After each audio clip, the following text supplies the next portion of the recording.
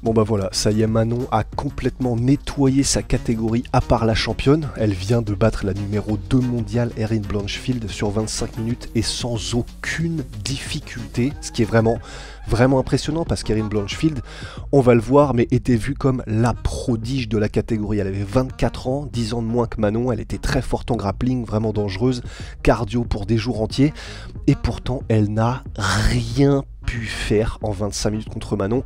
On voit tout ça tout de suite. Soit.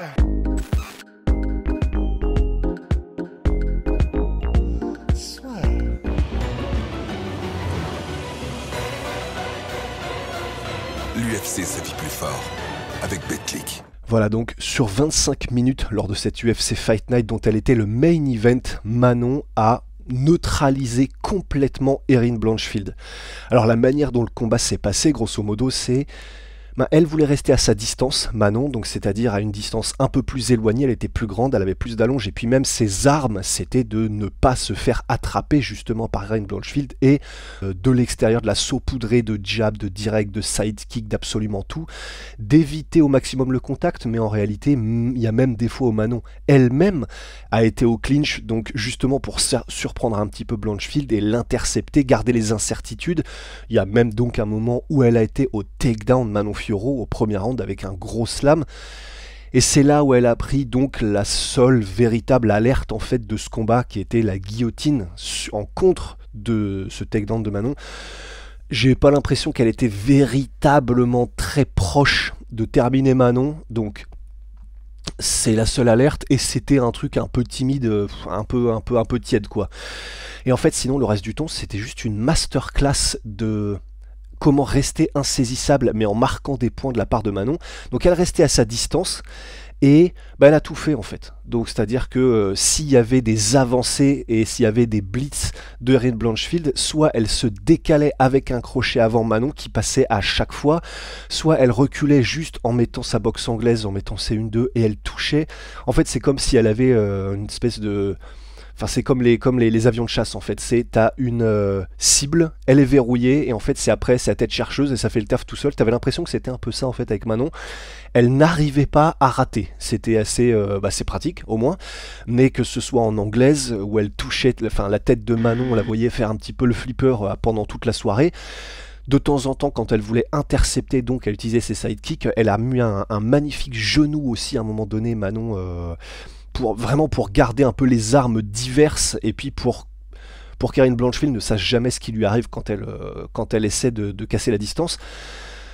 Et le reste du temps, en fait voilà, c'était ça. C'est-à-dire que à la limite, le seul reproche là qu'on pourrait faire à Manon, c'est de ne pas avoir terminé le combat, mais en fait, c'est presque un problème de riche parce que c'est simplement qu'elle est tellement une division au-dessus de ses adversaires qu'elle n'a même pas besoin de forcer réellement. Alors oui, c'est vrai que l'UFC préfère quand il y a des finishes, préfère quand il y a de l'agressivité, et en tout cas, parce que voilà, pour le spectacle, etc. Mais en fait, sinon... À part ça, voilà, Manon, elle est sur... c'est sa 7e victoire d'affilée à l'UFC.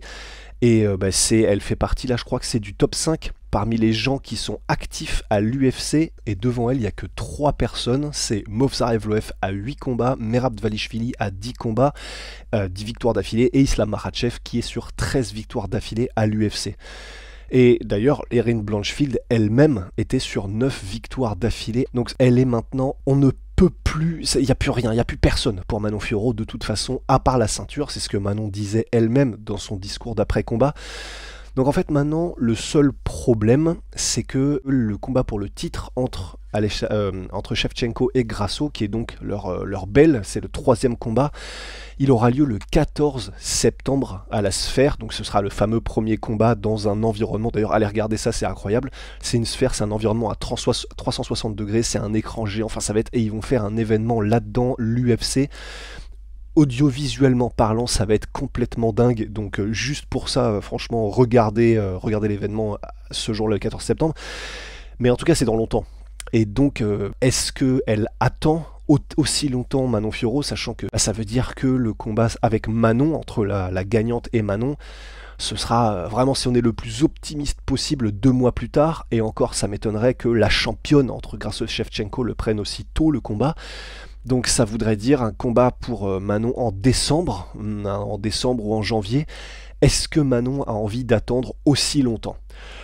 Bah, en vrai, maintenant, la réponse, ça devrait être oui, parce que sinon, elle prendrait un risque de perdre ce combat, de perdre ce statut de contender numéro 1, et là, plus personne ne le dispute.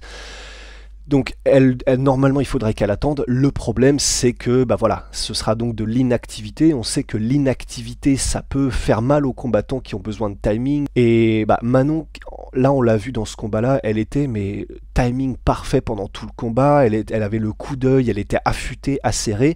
Donc, je sais pas si on peut dire que c'est une combattante qui a besoin d'un timing parfait et donc dont le manque d'activité pourrait vraiment lui faire du mal, autant qu'un sniper sur un coup, comme un Connor ou comme quelqu'un comme ça.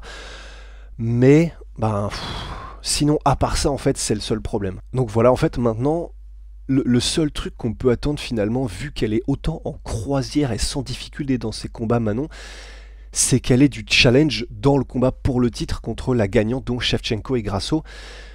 Normalement, ça devrait être quand même beaucoup plus corsé si c'est Shevchenko, parce qu'elle a prouvé pendant toutes ces années, quand elle était championne et qu'elle régnait sur toutes les autres femmes de la catégorie, bah, qu'elle est ultra complète, qu'elle est dangereuse, et puis que bah, voilà, il n'y a pas vraiment d'endroit où tu peux la dépasser clairement. Mais bah, Grasso est arrivée, elle a prouvé qu'elle pouvait faire jeu égal, mais voilà, elle semble sortir du lot, en tout cas ces deux-là. Mais c'est simplement que, bah, comme Manon Fiorot aussi de son côté, je pense qu'il y aura un choc pour cette catégorie des flyweight féminines où on en apprendra beaucoup plus pour Manon et probablement peut-être qu'elle aura à sortir encore plus de son arsenal. Parce que là, en réalité, bah, elle a montré qu'elle était ultra complète, que ce soit en clinch, même le peu de temps qui a passé au sol, bah, elle n'a pas été spécialement en danger. Sinon, de toute façon, elle n'arrivait absolument à rien, Erin Blanchfield. Et debout, c'était un boulevard pour Manon. Donc en fait, maintenant, on en est presque à espérer qu'il y ait un peu de challenge pour Manon dans le combat pour le titre. Parce que, bah, après, ce serait tant mieux. Hein. Si jamais elle arrive à gagner de cette manière-là, elle gagnera un titre UFC. Donc ce sera le premier titre undisputed, c'est-à-dire que bah, y a eu Cyril Gane qui a eu la ceinture intérimaire, et là ce sera la première personne en France, la première combattante et combattant, donc tout confondu, qui aura la ceinture undisputed. Je l'ai pas, il est tôt, hein, c'est pour ça aussi, mais en tout cas la ceinture que personne ne dispute. Bon allez, tant pis, j'abandonne. Et donc voilà, bah, finalement c'est presque ce qu'on pourrait espérer. Bah écoutez, sinon voilà, je crois qu'en fait il y a tellement il n'y a pas grand chose d'autre à dire à part que c'était une masterclass, donc bravo Manon, bravo à la team, bravo Aldric pour ce game plan d'ailleurs, oui, qui était parfait en fait, hein, c'était un peu une masterclass de ce qu'il faut faire contre des combattantes qui essaient de te choper et qui jouaient un peu au matador, au torero, etc. Donc voilà, bravo Manon, MyProtein, moins 30% probablement avec le code LASUEUR, donc nos sponsors de toujours, et Oli, les boissons énergisantes ou les boissons de réhydratation ou les thés glacés en poudre, nos partenaires aussi. 5 € sur votre première commande avec le code LASUEUR. Tout est dans la description en tout cas, donc merci à tous d'avoir suivi. À la prochaine et ciao.